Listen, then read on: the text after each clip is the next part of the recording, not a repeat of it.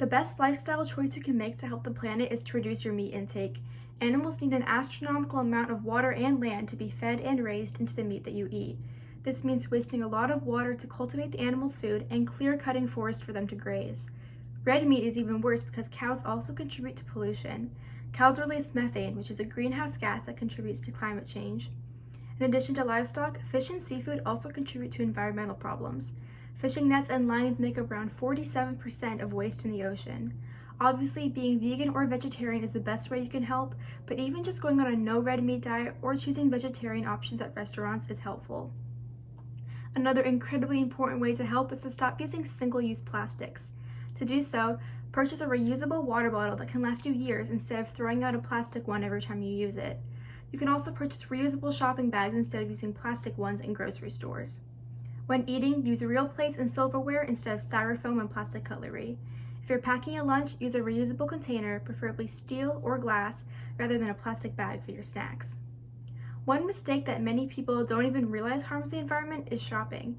After agriculture, the fashion industry is the second largest contributor to water pollution. You can help by boycotting brands that use fast fashion, a form of design that uses cheap dyes and fabrics. These clothes are made by cutting corners in production so that you can get the trends as fast as possible. Because they're cheaply made, you often don't get many uses out of the product and have to throw it away in a few short months or years. Many inexpensive online brands are the culprit for fast fashion.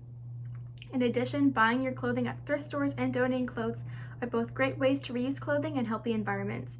Besides clothing, you can also shop sustainably by looking for labels that say eco-friendly, shopping local at small businesses and farmer markets, and looking for eco-friendly alternatives to plastics like a bamboo toothbrush. There are also many changes you can make to your house.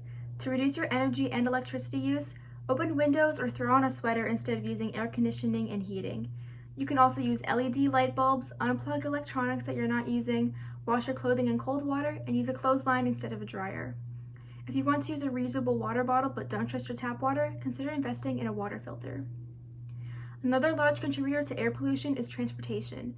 You can help by carpooling, taking public transportation, and walking or biking if the distance is short. You can also compile your errands into one day to avoid taking many trips back and forth to your house. One final way to help is activism. Encourage your friends to live sustainably by sharing your tips with them.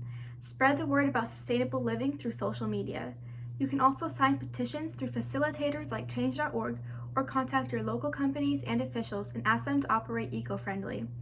For more information about your own use, you can visit footprintcalculator.org to take a quiz and see how large your ecological footprint is. Remember, change starts small and every step counts.